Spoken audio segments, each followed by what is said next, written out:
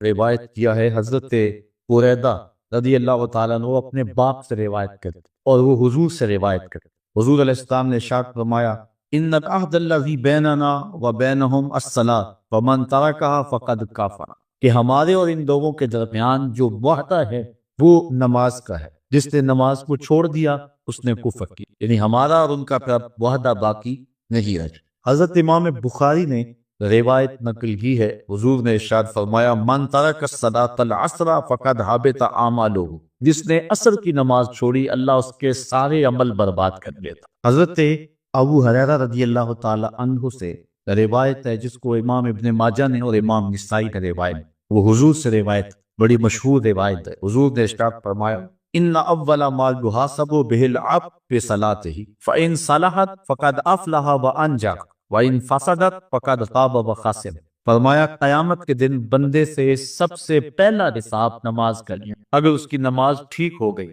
تو وہ فلاح پا، اگر پہلا تول ٹھیک آ گئی تو وہ کامیاب ہے، وانجح اور نجات پا گئے، وان فسدت فقد خاب وخسر، اور اگر پہلا تول ہی ٹھیک نہ ہوا تو پھر وہ ذلیل اور رسوا ہو گئے۔ حضرت عبادہ بن صامت رضی اللہ تعالیٰ عنہ سے ایک طویل روایت ہے، وہ کہتے ہیں کہ حضور علیہ السلام نے مجھے 7 چیزوں کا حکم دیا، مجھے وصیت کی کہ ان 7 کاموں کو کرنا۔ ان کے اندر جو دوسری چیز تھی وہ حضور نے یہ ارشاد فرمائی وَلَا تَتْرُكُوا الصَّلَاةَ مُتَعَمِّدِينَ فَمَنْ تَرَكَهَا مُتَعَمِّدًا فَقَدْ خَرَجَ مِنَ الْمِلَّةِ، کہ جان بوجھ کے کبھی نماز نہ چھوڑ، جس نے نماز چھوڑی وہ ملت اسلامیہ سے نکل۔ اور حضرت معاذ بن جبل رضی اللہ تعالی عنہ سے بھی ایک طویل روایت ہے کہ حضور نبی رحمت صلی اللہ علیہ وسلم نے ان کو 10 وصیت دی۔ حصول برکت کے لیے یہ ساری حدیث میں آپ کے سامنے رکھ دیتا ہوں۔ کہتے ہیں اوصانی رسول اللہ صلی اللہ علیہ وسلم بعشر کلمات، حضور نے مجھے 10 باتیں ارشاد، حکمت سے بھری اور رحمتوں سے بھری ہوئی ایک ایک بات، ان کے بول بہاروں جیسے اور اصحاب سے تاب، تو اتنا خوبصورت کلام لہو خورشید کا ٹپکی اگر ذرے کا چکر تھی۔ حضور نے 10 باتیں حضرت معاذ بن جبل رضی اللہ تعالی عنہ کو بطور وصیت ارشاد، کہتے ہیں کالا، حضور نے مجھے کہا ارشاد لا تشرک باللہ شیئا وان قتلت وغرقت، اللہ کے ساتھ کسی کو شریک نہ ٹھہرا، اگرچہ تجھے قتل بھی کیا جائے اور تجھے آگ میں چلا بھی دی، کبھی بھی اللہ کے ساتھ شریک نہ ٹھہرا۔ دوسری بات حضور نے مجھے یہ ارشاد فرمائی وَلَا تَعْصِ وَالِدَيْكَ وَإِنْ أَمَرَاكَ أَن تَخْرُجَ مِنْ أَهْلِكَ وَمَالِكَ، کہ اپنے والدین کی کبھی نافرمانی نہ کرو، اگرچہ تجھے حکم دیں کہ اپنے مال کو اور اپنے بچوں کو لے کے گھر سے نکل جا، تو کہا یہ کر دیتا نکل جانا، لیکن والدین کی نافرمانی نہ کر۔ تیسری بات حضور نے ارشاد فرمائی وَلَا تَتْرُكَنَّ صَلَاةً مَكْتُوبًا مُتَعَمِّدًا فَإِنَّ مَنْ تَرَكَ صَلَاةً مَكْتُوبَةً مُتَعَمِّدًا فَقَدْ بَرِئَتْ مِنْهُ ذِمَّةُ اللَّهِ، فرمایا اے معاذ بن جبل، فرض نماز جان بوجھ کر کبھی بھی نہ چھوڑ، زندگی میں کبھی نہ ہو کہ کچھ سے فرض نماز چھوڑ، اس لیے کہ جس نے فرض نماز جان بوجھ کے چھوڑ دی اللہ اور اس کے رسول نے اس سے اپنا ذمہ اٹھا لیا، اب وہ جدھر مرضی جائے، اللہ نے جو ذمہ لیا ہوا ہے مومن کا اللہ اٹھا۔ چوتھی چیز حضور نے جو ارشاد فرمائی وَلَا تَشْرِبَنَّ خَمْرًا فَإِنَّهُ رَأْسُ كُلِّ فَاحِشَةٍ، اے معاذ بن جبل زندگی میں کبھی بھی شراب نہ پی، ہر بے حیائی کی جڑ ہے اور بنیاد ہے۔ پانچویں چیز کہتے ہیں حضور نے جو مجھے ارشاد فرمائی وہ یہ تھی وَإِيَّاكَ وَالْمَعْصِيَةَ فَإِنَّ بِالْمَعْصِيَةِ حَلَّ سَخَطُ اللَّهِ، کہا کبھی اللہ کی نافرمانی، اللہ کی نافرمانی سے اللہ کی ناراضگی مول لینے والی، اللہ تعالیٰ کی معصیت سے اس کی ناراضگی جائز ہو جاتی ہے، حلال ہو۔ اور چھٹی چیز کہتے ہیں حضور نے منہ ارشاد فرمائی وَإِيَّاكَ وَالْفِرَارَ مِنَ الذَّنبِ وَإِنْ هَلَكَتْ، کہا جب محاذ پہ ٹٹا ہونا تو کبھی پیٹ نہ پھیرو، اگرچہ لاشیں جو ہیں وہ گر رہی ہوں اور لوگ ہلاک ہو رہے ہوں، سارے لشکر کے ہلاک ہو جانے کا ڈر بھی ہو، لیکن کہا معاذ بن جبل میں تمہیں وصیت کرتا ہوں کبھی پیٹ پھیر کے بھاگنا نہیں ہے۔ حضور نے کہتے ہیں مجھے جو 7ویں چیز ارشاد فرمائی وہ یہ تھی وَإِنْ أَصَابَ النَّاسَ مَوْتٌ فَاثْبُتْ، اگر تو کسی ایسے علاقے میں رہتا ہو جہاں موت آ جائے، کوئی بیماری آ جائے موت والی، کوئی علاقہ چھوڑ کے بھاگنا نہ، وہی رہے، تیری قسمت پہ زندگی ہوئی تجھے کوئی موت دے نہیں سکے، اور اگر موت تیرے لیے لکھی گئی ہے تو جہاں مرضی چلا جائے تو موت سے بچ نہیں سکتا، اس لیے ایسے مقام سے بھاگ کر نہ جانا، وہیں ڈٹے رہنا اور وہیں رکے رہنا۔ 8ویں چیز کہتے ہیں حضور نے مجھے ارشاد فرمائی وَأَنفِقْ عَلَىٰ أَهْلِكَ مِن طَوْلِكَ، کہا اللہ نے تجھے جو وسعت دی ہے، تجھے جو مال دیا ہے، اس کو اپنی اولاد پر کھل کے خرچ کرنا، اپنی اولاد سے بخل نہ کرو، اولاد کے معاملے کے اندر جہاں ان کی ضرورت ہو اس کو کھل کے پورا کر۔ اور حضور نے 9ویں بات جو ارشاد فرمائی وہ یہ تھی وَلَا تَرْفَعْ عَنْهُمْ عَصَاكَ ادب، اپنی اولاد کو ادب سکھانے کے لیے ڈنڈا نہ چھوڑ، عصا ہمیشہ لٹکا کے رکھنا، کوڑا باندھ کے رکھنا۔ اور 10ویں چیز کہتے ہیں حضور نے جو مجھے ارشاد فرمائی وَأَخْفِهِمْ فِي اللَّهِ، اپنی اولاد کے دل میں اللہ کا خوف ڈالتے رہیں، اللہ کا ڈر پیدا کرنا اپنی اولاد کے لیے۔ تو نے اپنی اولاد کو یونیورسٹی اور کالجوں تک پہنچایا، بیرون ملک سے بھی تعلیم دلوائی، لیکن اللہ کا خوف نہ سکھا، اللہ کا خوف سکھانا اپنی اولاد، ایسے لوگوں کی صحبت میں بٹھانا جن کی صحبت میں بیٹھ کر اللہ کا خوف پیدا ہو، ان کو ایسی کتابیں لا کے دینا کہ جن سے خشیت الہی ان کے سینے میں پیدا ہو۔ اگر انہیں سب کچھ دے دیا، عالی نسب بنگلے دے دی اپنی اولاد، تو نے جو ہے وہ بہت اچھی تعلیم دلوا دی اپنی اولاد، دنیاوی سوسائٹی کے اندر ان کا وقار بہت بلند ہو گیا، انہیں سب کچھ دے دیا اپنی اولاد کو، اللہ کا خوف نہیں دیا تو کچھ بھی نہیں دیا۔ حضور نے جو 10ویں وصیت حضرت معاذ بن جبل کو کی وہ یہ ہے کہ انہیں اللہ سے ڈراتے رہے، اللہ تعالیٰ کا خوف اور خشیت ان کے سینے میں پیدا کر لو۔ اللہ اکبر۔ حضور کا ایک اور فرمان سنیے، حضور نے فرمایا کہ جو شخص نماز چھوڑتا ہے، ایک طویل حدیث ہے جس کا یہ حصہ ہے، وَكَانَ يَوْمَ الْقِيَامَةِ مَعَ قَارُونَ وَفِرْعَوْنَ وَحَامَانَ وَأُبَيِّ بْنِ خَلَف، جو نماز ترک کرتا ہے قیامت کے دن قارون کے ساتھ، فرعون کے ساتھ، حامان کے ساتھ اور ابی ابن خلف کے ساتھ کھڑا کر دیا جائے۔ جس صف میں اللہ کے دشمن کھڑے ہوئے ہوں گے، بے نوازی کو بھی اس صف میں کھڑا کر۔ کتنی رسوائی، کتنی ذلت! کوئی بندہ یہ گوارا کرتا ہے کہ مجھے اس صف میں کھڑا کر دیا جائے جس پہ دشمنان خدا کھڑے، دشمنان رسول کھڑے، میری کوئی بہن، میری کوئی بیٹی، کیا یہ گوارا جا سکتی ہے کہ اس کو حضور پہ کانٹے پھینکنے والی ام جبریل کے ساتھ کھڑا کر دیا جائے، اس کو حضور کو اذیت دینے والی عورتوں کے ساتھ کھڑا کر دیا جائے؟ نہ میری کوئی بہن اور نہ کوئی میری ماں اس بات کو گوارا کرے۔ تو جب ہم یہ گوارا نہیں کرتے تو پھر ہمیں عزم کرنا چاہیے کہ آج کے بعد نماز نہیں چھوڑ۔ میں نے کسی جگہ پہ یہ بات بیان کی اور ساری گفتگو اسی عنوان سے ہوئی، کچھ ماحول ایسا بنا ہوا تھا، تو مجھے بعد میں صابر نامی وہاں کے ساتھی نے فون کیا 2 یا 3 دن کے بعد، کہنے لگا کہ ہماری بستی میں ایک شخص بھی بے نمازی نہیں رہا ہے۔ اس حدیث کا دور اتنا ہے، اس حدیث کا وزن۔ تو کوئی شخص یہ گوارا کرتا ہے کہ مجھے دشمنان خدا کی صف میں کھڑا کر دیا جائے، جن دشمنوں کے چہروں پہ تارکون بنی ہوئی ہو اور ان پر لعنتیں برس رہی ہو، اور دنیا کے اوپر سب سے رسوائی زیادہ ان لوگوں کو ہوگی، تو کوئی شخص بھی یہ گوارا نہیں کرتا۔ ہم تو ان کے سائے سے بھی بچنا چاہتے، میرے مالک ہمارا حشر ان کے ساتھ نہ کرنا، ہمارا حشر ابو بکر عمر کے ساتھ کرنا، ہمارا عثمان غنی کے ساتھ کر دینا، ہمارا حشر تو مولا کائنات کے ساتھ کر دینا، مالک ہمارا حشر بریلی کے امام احمد رضا کے ساتھ کر دینا، ہمارا حشر امام غزالی کے ساتھ کر دینا، بلال حبشی کے ساتھ کر۔ ہماری آرزو ہے تو یہ، ہماری تمنائیں تو یہ ہیں۔ ہم تو کہتے ہیں مولا کل قیامت کے دن اٹھتے تو داتا کے قدموں میں اٹھے، خواجہ اجمیری کی چوکھٹ سے اٹھے، ہم اٹھے تو شاہ نقشبند بخاری کا جلوس آ کے ہو، ہم اس جلوس کے ساتھ شامل ہوں، خواجہ معین الدین چشتی کی غلامی میں اٹھے، ہم حضرت غوث اعظم کی نوکری میں اٹھے، حضرت شیخ شہاب الدین کی نوکری میں اٹھے۔ ہماری آرزویں تو یہ ہیں، ہماری تمنائیں تو یہ ہیں، لیکن اگر ہم یہ چاہتے ہیں کہ ہم ان لوگوں کے ساتھ اٹھیں تو پھر ایک نماز بھی ترک نہیں کرنا ہو، اور اگر نماز ترک ہو گئی تو کتنی بڑی سزا ہے، کتنی بڑی رسوائی ہے، کتنی بڑی ذلت ہے، اور یہ آپ کے رسول کا فرمان ہے۔ اللہ اکبر! کہ قیامت کے دن وہ شخص جو نماز نہیں پڑھتا، قیامت کے دن اس کو دشمنان خدا کی صف میں کھڑا کرے۔ یہ ہو نہیں سکتا کہ ہم نے یہ حدیث سن لی اور ہم نماز کا سن چھوڑے۔ آج عزم کر کے اٹھے، اور اولاد نہیں آئی، بیٹیاں نہیں آئیں، گھر والے نہیں آئے، لیکن جا کے اس بات کو گھر میں نافذ کرنا ہے، اس کو حکمن نافذ کرنا ہے گھر کے اندر۔ ہمارا گھر ہو رسول اللہ کی امتی کا، اور گھر میں کوئی بے نماز پہ یہ حکم دینا ہے، وَأْمُرْ أَهْلَكَ بِالصَّلَاةِ، فرمایا اپنے گھر والوں کو نماز کا حکم دو۔ اس گھر میں نحوست ہوتی ہے جس گھر میں بے نماز۔ اس لیے آج ہم یہاں سے عزم کر کے جانا ہے کہ آج کے بعد ہم نماز نہیں چھوڑیں گے انشاءاللہ۔ اتنے زور سے کہو کہ شیطان کا کلیجہ پھٹ جائے۔ اللہ ہماری سی انشاءاللہ کو قبول کرے، اللہ ہم کو پنجگانہ سجدے کی توفیق۔ کتنا بد نصیب ہے شخص کہ جس کی پیشانی اس کی حضور جھکتی، سارا دن کبھی کسی کو سیلوٹ کرتا ہے، کبھی کسی کو سیلوٹ کرتا ہے، کہتا میرے اس سے بھی تعلق ہونے چاہیے، اس سے بھی واسطہ ہونا چاہیے، اس سے بھی رابطہ ہونا چاہیے، کبھی دنیا میں کام پڑ جاتا ہے، اس سے بھی تعلق رہنا چاہیے میرا، کہاں کہاں صبح سے لے کر شام تک سلوٹ مارتا ہے، ایک اللہ کی حضور بھی جھکا جاتا۔ اقبال علیہ رحمہ کہتے ہیں ایک سجدہ جسے تو گرا سمجھ، ہزار سجدے سے آدمی کو دیتا ہے نچا۔ آؤ اللہ کے حضور بندگی کا سر چکا، تو یہ کتنی عبرتناک جو ہے اور کس قدر جو ہے وہ فکر انگیز حدیث ہے۔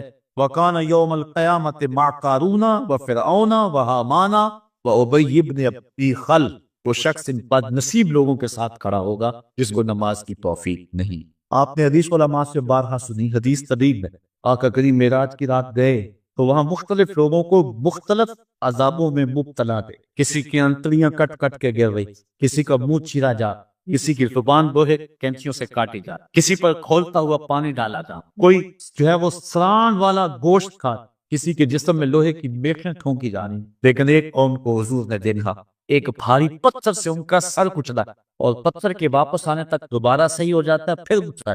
حضرت جبریل امین سے حضور نے فرمایا کہ یہ کون لوگ؟ یا جبریلو من ہاؤلائے، یہ لوگ کون ہیں؟ ان کے سر پتھروں سے کچلے۔ قال ہاؤلائے الذین تثاقلت رؤوسہم عن الصلاۃ المکتوبہ، کہا یہ وہ بد نصیب لوگ ہیں کہ فرض نمازوں سے جن کے سر بوجھل رہتے تھے، نمازیں پنجگانہ فرض بھی نہیں پڑھا کرتے تھے، یہ وہ بد نصیب ہے، آج ان کے سر ٹوٹے جا رہے ہیں۔ یہ تھوڑی سی زندگی ہے، تھوڑی سی 60-70 سال بڑی زندگی اور وہ مگر نصیب ہو جائے گا، پتہ نہیں ہے کہ کل ہمارا آنے والا کہاں ہے۔ کتنا غافل اور بد نصیب ہے وہ شخص جس کو سجدہ تو بندگی کا نام ہے۔ زندگی آمد برائے بندگی، زندگی بے بندگی شرمندی، بندہ تو ہے ہی بندگی میں۔ کسی شخص نے راستے میں جاتے جاتے چائے کی پیالی پلا دی ہونا بازار میں، تو ہم جب بھی اس گلی سے گزرتے ہیں اس کو سلوٹ کر کے جاتے ہیں، السلام علیکم، یار اس سے بڑے سلام لیتے ہو، یہ بڑا محبت والا، بڑے خواب، یار جس نے چائے کی پیالی پلا دی ایک مرتبہ، اس کو تو جاتے آتے سلام کر کے جاتے ہو۔ جس رب نے زندگی بخشی، جس رب نے جو ہے وہ ساری بہاریں عطا کی، اس کے حضور میں ٹکا جاتا ہے۔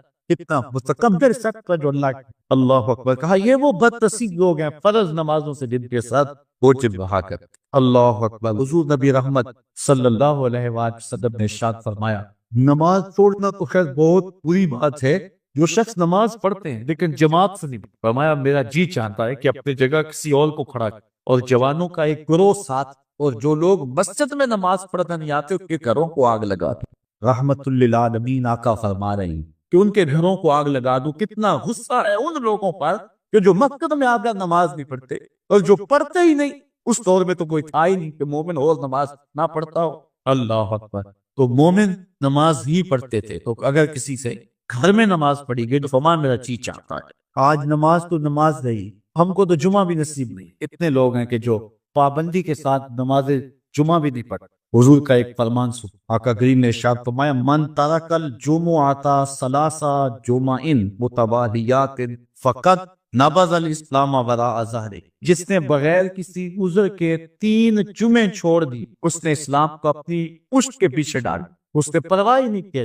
اور ایک حدیث کے لفظ ہے، من ترک صلاۃ جمعات من غیر عذر کتب من المنافق، جس نے بغیر کسی عذر کے 3 جمعے چھوڑ دیے، اس کا نام منافقوں کی فہرست میں لکھ دیا جائے۔ اور ایک حدیث کے لفظ اس حوالے سے ہے، من ترک ثلاث جمع تہاونا بہا تاب اللہ علی قلبہ، جس نے سستی کی وجہ سے 3 جمعے چھوڑ تو اس کے دل پر اللہ غفلت کی مہر لگا۔ یہ وہ بد نصیب شخص ہے کہ جو نماز جمعہ چھوڑتا ہے۔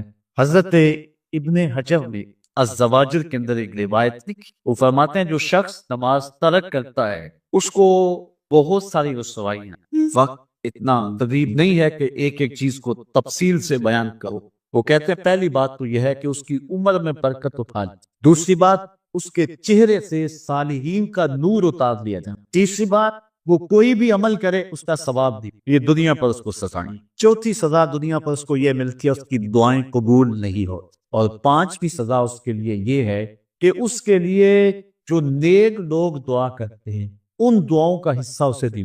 مومن نیک سحری کو اٹھ کے دعا مانگ کہ اللہ پوری امت پر کرم کر، تو یہ بھی امت میں شامل ہے، دعا اللہ والے کی تو قبول ہوئی لیکن اس کا حصہ نہیں پاتا، اس کا حصہ نیک لوگوں کی دعاؤں سے نکالی۔ اور جب وہ مرنے لگتا ہے نزا کے وقت 3 اس کو سزائیں، ایک تو بھوکا مرتا ہے، دوسرا پیاسا مرتا ہے، تیسرا ذلیل ہو کے مرتا ہے، اور قبر کے اندر اس کو 3 سزائیں۔ حضرت امام ابن حجر کہتے ہیں ایک تو اس کی قبر تنگ کرتی، حتیٰ کہ ادھر والی پسلیاں ادھر اور ادھر والی پسلیاں۔ دوسرا اس کی قبر میں آگ ڈالی، جو اللہ کی حضور نہیں چھپتا اس کی قبر اس لائق ہے کہ اس میں آگ ڈالی۔ اور تیسری اس کے اوپر ایک اژدہا مسلط کر دیا جائے گا جس کا نام ہے شجاع الاقرع، اور جب وہ ڈنگ مارے گا تو 70 گز تک وہ شخص زمین میں دنس جائے اور وہ مسلسل یہ ڈنگ مار دے۔ اور کہا کہ 3 سزائیں اس کو حشر میں پہنچے، ایک تو اس کا حساب سختی سے لیا جائے گا، اور جس کا حساب سختی سے لیا گیا وہ بچ پائے گا، حساب سے بچے گا وہ جس سے اللہ صرف نظر کرے۔ اللہ اکبر۔ ایک تو اس کا حساب سختی سے لیا جائے، دوسرا اللہ تعالیٰ جل شانہ اپنے قہر و غضب کا اس پہ اظہار، اور تیسری اس کو سزا یہ دی جائے گی کہ اس کو جہنم میں ڈال دیا۔ ساتھیاؤ، میں اور آپ آج کی اس بزم میں یہ پختہ عزم کر کے اٹھیں، آج ہم خود بھی اور اپنی اولاد کو بھی، اپنے دوستوں کو، میرے والد گرامی فرمایا کرتے تھے جس سے دوستی ہونا اس کی انگلی پکڑ کے دین کی راہ پہ لے، یہ دوستی کا حق، اس کے لیے آپ بہت کچھ کریں لیکن اگر اس کو دین نہیں دیا تو کچھ کوشش کرو میرا دوست ہو اور جہنم میں جائے۔ والدین بچے کے مستقبل کے لیے کتنی کوشش کرتے ہیں، لاکھوں روپیہ لگاتے ہیں مستقبل ٹھیک ہو، کرتے ہیں کہ نہیں کرتے؟ یونیورسٹیوں کے اندر، کالجوں کے اندر کتنی بھاری فیسیں بھرتے ہیں، کیوں اتنا کچھ کیوں کر رہے ہو؟ میں نے دیکھا بوڑھا باپ اپنی کمر پہ گولیاں لاد کے مزدوری کرتا، میں اپنا زیور بیچنے کی اولاد پڑھ کر یا اتنا کچھ کیوں کر رہے ہیں؟ جی مستقبل ٹھیک ہو جائے۔ یہ مستقبل کتنا ہے؟ 20-25 سال کا، اور جو اصل مستقبل ہے اس کی فکر ہی نہیں۔ اصل مستقبل تو وہ ہے اللہ اکبر۔ بیرون ملک جائے بیٹا تو ماں کہتی ہے بس دعا کرو کہ میرا بیٹا خیریت سے پہنچے، بیٹی کی شادی کرتی ہے تو ماں کہتی ہے دعا کرو کہ اپنے گھر میں اس کو چین مل جائے۔ کسی کا انٹرویو ہوتا ہے، لوگ کہتے ہیں جناب دعا کرو کہ اس انٹرویو میں وہ کامیابی سے گزرتا ہے۔ میں کہتا ہوں جب قبر میں اترتا ہے پھر کسی نے آ کے کبھی نہیں کہا کہ دعا کرو مشکل گھڑی آ کے یہ خیریت سے گزر جائے۔ اصل امتحان تو یہ ہے، اگر اس امتحان سے گزر گیا تو کامیابی اور بامرادی۔ یہ تھوڑا سا مستقبل دنیا کا، اس کے لیے ہم کتنے پیسے لگا دیں، سب کچھ اولاد کو آتا ہے، ہر شے فر پڑھتے اور بولتے ہیں، دعائے قنوت بھی نہیں آتی ہو، تو ہم اپنی اولاد کے لیے 3 کا تحفہ اس کو کبھی نہ چھوڑیں۔ اللہ اکبر۔ کوشش کریں، محنت کریں۔ حضور نبی رحمت صلی اللہ علیہ وآلہ وسلم نے ان بد عمل وائسین کی بات پیٹھی ہے کہ یہ لوگوں کو نیکی کا حکم دیتے ہیں خود اس پہ عمل۔ آج ہمارے کچھ وائسین لوگوں کو تو واضح تلقین اور نصیحت کرتے اور خود نماز میں سستی کا ارتکاب کرتے، اور جس سے قوم کے اندر نماز میں سستی عملاً پیدا ہو۔ کوئی عرس کی تقریب ہو، کوئی محفل دعوت، کوئی جلسہ ہو، کوئی شادی کی تقریب، نماز کے وقت کا پورا خیال رکھا کریں اور اس بات کا لحاظ رکھا کریں۔ بلکہ ہمارے ہاں ایک عجیب سا پیشن ہے اور عجیب سی بات ہے، میں بڑا حیران ہوا کرتا ہوں کہ عشاء کے بعد جب جلسے ہوتے ہیں نا ہمارے مساجد کے اندر، تو مغرب سے اعلان شروع ہو جاتا ہے آج رات فلاں صاحب خطاب فرمائیں گے، اور پھر جب نماز عشاء ہوتی ہے تو ہمارا نقیب محفل کھولتا ہے لاؤڈ سپیکر اور وہ اعلان کرتا ہے رات جماعت ہو چکی ہے، اب مسجد میں ہو۔ یعنی یہ نماز کو ہلکا کرنے والی بات ہے، ان کو کہا جا رہا ہے، بلکہ بات تو کہہ دیتے ہیں جس کا تمہیں ڈر تھا وہ گزر گئی ہے، اب آ جاؤ، کیا لینا ہے تم سے میں آ کر اگر نماز ہی نہیں پڑھوں گا۔ ممبروں میں محراب کے جو ذمہ دار ہیں ان سے جو ہے وہ عجیب و غریب قسم کی جو ہے وہ حرکات سکنات سرزد ہو گئی۔ یہ جو جعل نقیبوں کا ایک رول آ کے یہ بھی بہت بڑی مصیبت۔ ایک تو بے تحاشا الفاظ، دوسرا دین کی روح سے ناش۔ وہ کسی نے کہا تھا نا کہ پہلے حضرت غوث پاک ولی بناتے تھے، چور سے کتا بناتے تھے، آج کل ہم بنا دی۔ تم کیسے؟ ہمیں پتا ہوتا ہے کہ چور بیٹھا ہوا ہے، ہم کہتے ہیں غوث زماعت کتبے دورہ۔ بے تحاشا اور بے تکا الفاظ، اور پھر دین کی روح سے یہ ناش آئی کہ باقاعدہ اعلان ہوتا ہے جناب جماعت ہو چکی اب تو آج۔ تو کیا کرتا ہے ساری رات جاگ کے میرے شاہ کی نماز ہی نہیں پڑھی، تو نماز کو ہلکا کیا گیا ہے۔ اسی طرح جلسہ لمبا ہو رہا ہے اور نماز کا وقت سپڑ رہا ہے۔ ان چیزوں کا التزام کر، ہم نے کوشش کر۔ اور یہ بھی ایک مصیبت ہے کہ دربار بڑا اونچا ہے اور مسجد کے اندر جانوروں کی بینٹیں پڑی ہو۔ حیثیت تو مسجد کی ہے، دربار کی تو ثانوی حیثیت۔ دربار پہ 3 کروڑ روپیہ لگا ہوا ہے اور مسجد میں چٹائیاں بھی موجود۔ اپنے بھی خفا مجھ سے ہیں بیگانے بھی تاخوش، کہ زہر حلال کو کبھی کہہ نہ سکا کان، بات وہی کہتا ہوں سمجھتا ہوں جسے حق، میں ابلائے مسجد ہوں نہ تہذیب کا فرض ہوں۔ ہم نے ان چیزوں کو دیکھ۔ اچھا بعض والدین کی ایک سستی ہے، وہ آتے جناب تعویذ کر دو ہماری اولاد نماز نہیں پڑھتی، بچے نماز نہیں، کہتے جی ہماری تو چلو گزر گئی، ہم تو نہیں پڑھتے، یہ تو پڑھے۔ میں کہتا ہوں یہ کیوں پڑھیں جب تم نہیں پڑھتے؟ الولد سر لابیہ، بیٹا باپ کا راز رہتا ہے. تم مجھ سے تعویذ لینے آگے ہو، گھر میں مصلی بچھا کے سجدہ کرو نہ، تمہاری اولاد بھی تمہارے تتبع میں سجدہ کرنے کی عادت. اور تمہارے بچے 7 سال کے ہوں تو انہیں مسجد میں لے جائے، 10 سال کے نہیں پڑھتے تو ان کو مار کے پڑھا. اب اولاد ہو کی جوان خود کبھی سجدہ کیا نہیں، اب کہتے ہیں شاید تعویذ سے کم چل جائے گا. جو تعویذ اللہ کے رسول نے تمہیں دیا تھا کہ 7 سال کے ہوں تو پکڑ کے انگلی مسجد کا راستہ دکھاؤ، 7 سال کے ہو جائیں تو مار کے پڑھو، ان کے سینے میں اللہ کا خوف داخل کرو، ان کو قرآن کی تلاوت سکھاؤ. کے ساتھ اپنی اولاد کو 3 چیزیں سکھاؤ. حب نبی، ایک اپنے نبی کا پیار سکھاؤ، وحب اہل بیت ہی، رسول اللہ کے اہل بیت کا پیار سکھاؤ، وتلاوت قرآن، اور قرآن کا پڑھنا سکھاؤ. چھین لو سیڑھیاں ان کے ہاتھوں سے گانے والی، چھین لو ان کے ہاتھوں سے جو ہے وہ ناول، اور ان کے ہاتھ میں قرآن دے دو. کتنے خوش نصیب دن تھے، گلیوں سے گزرتے تھے، گھروں سے قرآن کے پڑھنے کی آواز آتی. آج پاپ میوزک کی صدائیں تو آتی ہیں، آج قرآن کی آوازیں نہیں آتی. تو یہ عجیب ہے جی، ہم نہیں پڑھتے یہ تو پڑھے. میں کہتا ہوں یہ کیوں پڑھے جب تم نہیں پڑھتے ہو؟ تمہارے اوپر کیا فرض طاقت ہو چکا ہے براتے کی وجہ سے؟ تم بوڑھے ہو کے نہیں پڑھتے ہو، تمہاری اولاد کی چاہے تو جوانی میں پڑھ لے. تم خود اللہ کو سجدہ کرو اور پھر دیکھنا تمہارے تتبع میں، تمہاری اتباع میں، تمہاری اولاد بھی تمہاری پیچھے پیچھے. اللہ اکبر. صاحب اس عنوان سے کہنے کے لیے بہت کچھ ہے. اللہ تعالیٰ کا اللہ شاہ و میرا کی عطا ہو. اعلیٰ حضرت سے 2 لوگوں نے فتویٰ پوچھا. بریلی کا ایک محلہ ہے، محلہ ذخیرہ، اس میں